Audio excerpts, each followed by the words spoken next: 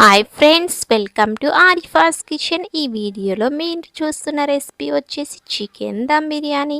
ముస్లిం స్టైల్లో అయితే నేను చేశానండి. నేను ఎప్పుడు చేసినా ఇలాగే చేస్తాను.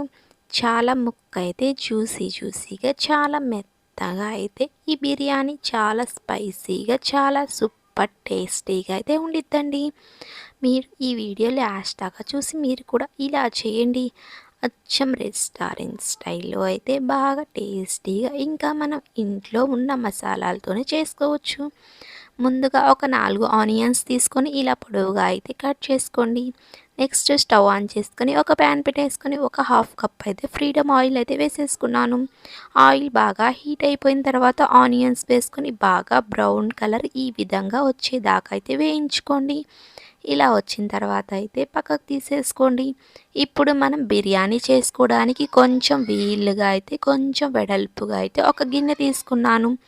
దీంట్లోకి అయితే నేను ఇప్పుడు చికెన్ అయితే వేసేసుకుని 1 కేజీన్నర చికెన్ అయితే నేను తీసేసుకున్నాను.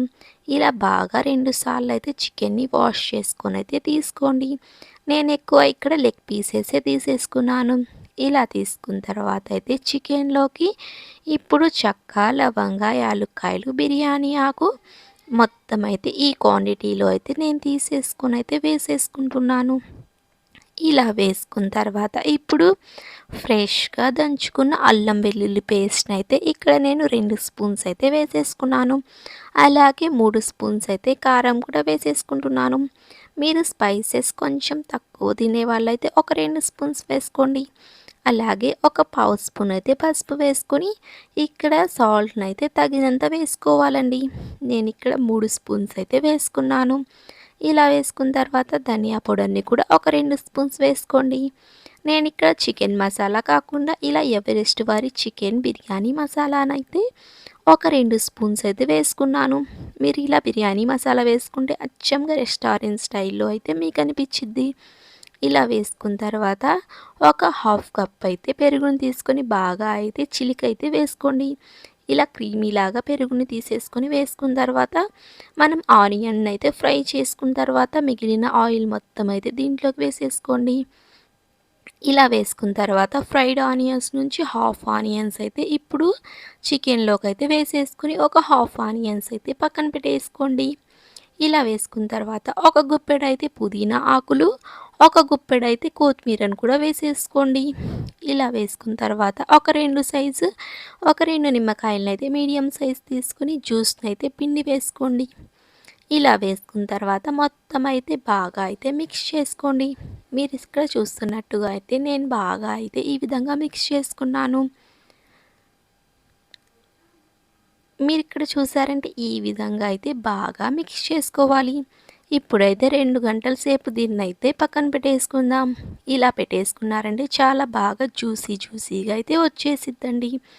ఇలా 2 గంటల సేపు కాకపోయినా ఒక అరగంట, 1 గంట సేపు అయినా పక్కన పెట్టేసుకోండి. తర్వాత నేను ఇక్కడైతే ఒక గిన్నె తీసుకొని దీంట్లోకైతే బాస్మతి రైస్ని అయితే ఒక 3 గ్లాసులు అయితే తీసుకున్నాను.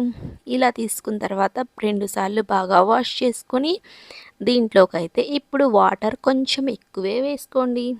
ఇలా బాగా అయితే వేసుకున్న తర్వాత నేను మళ్ళీ బిర్యానీ మసాలాలు అయితే కొంచెంగా తీసుకుని అయితే వేసేసుకుంటున్నాను. ఇక్కడ కల్లుప్పు అయితే కొంచెం ఎక్కువ వేసుకోండి. ఎసరైతే వంపేస్తాం కాబట్టి సాల్ట్ అయితే దాంట్లో వెళ్ళిపోయిద్ది కాబట్టి ఎక్కువ వేసాను. ఇక్కడ నేను కొత్తిమీర, పుదీనాను కూడా కొంచెం వేసుకొని కొంచెం ఆయిల్ వేసేసుకొని అల్లం వెల్లుల్లి పేస్ట్ అయితే ఒక హాఫ్ స్పూన్ అయితే వేసేసుకొని ఒక హాఫ్ అన్ అవర్ అయితే బాగా బియ్యాన్ని నానబెట్టేసుకొని అయితే రైస్ కుక్కర్లోకి అయితే పెట్టేసుకున్నాను. నేను ఇక్కడ పచ్చిమిర్చి వేయడం మర్చిపోయాను కాబట్టి పచ్చిమిర్చిని కూడా వేసుకుని ఒకసారి బాగా మిక్స్ చేసుకొని అయితే ఇంకో గంట సేపు అయితే పక్కన పెట్టేసుకున్నాను. ఇప్పుడు మీరు చూసారంటే ఆయిల్ అయితే బాగా పైకి తేలుతూ ఇవైతే బాగా నానిపోయిందండి. ఇలా మీరు చూసారంటే నేను ఇక్కడ అన్నం కూడా ఒక 70% అయితే బాగా అయితే కుక్ చేసుకున్నాను.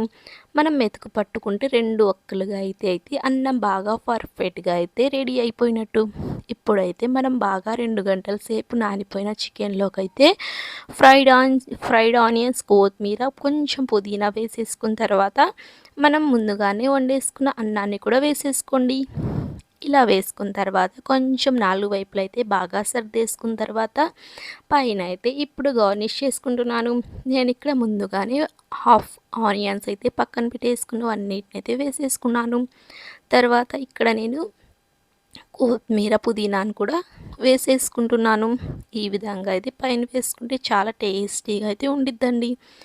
ఇలా కొత్తిమీర పుదీనాను కూడా వేసేసుకున్న తర్వాత ఇక్కడ నేను చిటికెడంత కలర్ అయితే ఫుడ్ కలర్ని తీసుకొని అయితే వాటర్లో డైల్యూట్ చేసుకొని అయితే వేసేసుకున్నాను. మీరు కలర్ నచ్చకపోతే కుంకుమ పువ్వుని కూడా వాటర్లో డైల్యూట్ చేసుకొని అయితే వేసేసుకోవచ్చు. నేను ఇక్కడ ఒక చిన్న కప్పుడు అయితే ఎసర్ని అయితే అన్నం వండుకోగా మిగిలిన ఎసర్ని అయితే కొంచెం వేసుకున్నాను. ఇలా వేసుకుంటే బిర్యానీ అయితే అడుగంటకుండా చాలా సూపర్గా వచ్చిద్దండి. ఇలా వేసుకున్న తర్వాత ఒక 2-3 స్పూన్స్ అయితే నెయ్యి వేసుకోండి.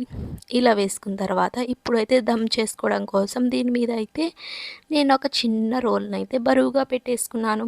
మీరు కావాలంటే గోధుమ పిండిని అయితే బాగా మెత్తగా అయితే కలిపేసుకొని అయితే అంచులకైతే పెట్టేసుకోవచ్చు. ఇలా పెట్టేసుకున్న తర్వాత ఒక 5 మినిట్స్ అయితే హై ఫ్లేమ్లో, ఒక 30 మినిట్స్ అయితే చాలా లో ఫ్లేమ్లో అయితే కుక్ చేసుకోండి. ఇలా మీరు చేశారంటే చాలా పర్ఫెక్ట్గా పొడి పొడిలాడుతూ ముక్క అయితే చికెన్ ముక్క చాలా జ్యూసీగా అయితే వస్తుందండి.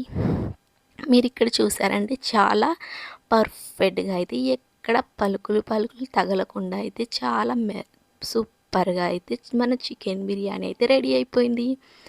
అన్నం అయితే చాలా పొడి పొడిగా అయితే వచ్చేసింది. అలాగే చికెన్ ముక్క కూడా చాలా స్పూన్ తగిలితేనే మెత్తగా అయిపోతుందండి. ఈ విధంగా మీరు చేయండి. రెస్టారెంట్కి వెళ్ళే పనే లేదు. ఇంట్లోనే రెస్టారెంట్ స్టైల్లో అందరూ అయితే హెల్తీగా అయితే మన చేతులతోనే చేసుకొని అయితే ఈ టేస్ట్ని అయితే ఎంజాయ్ చేయొచ్చు. నేనైతే సండే స్పెషల్గా అయితే ఇలా చేశాను. చాలా సూపర్గా అయితే నచ్చేసింది. మా ఇంట్లో వాళ్ళందరూ అయితే చాలా సూపర్గా అయితే నచ్చేసింది. చాలా సూపర్గా అయితే తినేసారండి. మీరు కూడా ఇలా నేను చూపిస్తున్న విధంగా అయితే ఒక్కసారి ట్రై చేయండి. మెథడ్ అయితే చాలా సింపుల్గా ఉండిద్దండి, కానీ టేస్ట్ కూడా చాలా పర్ఫెక్ట్గా అయితే టేస్ట్ సూపర్గా వచ్చిందండి. Thank you for watching. By bye friends.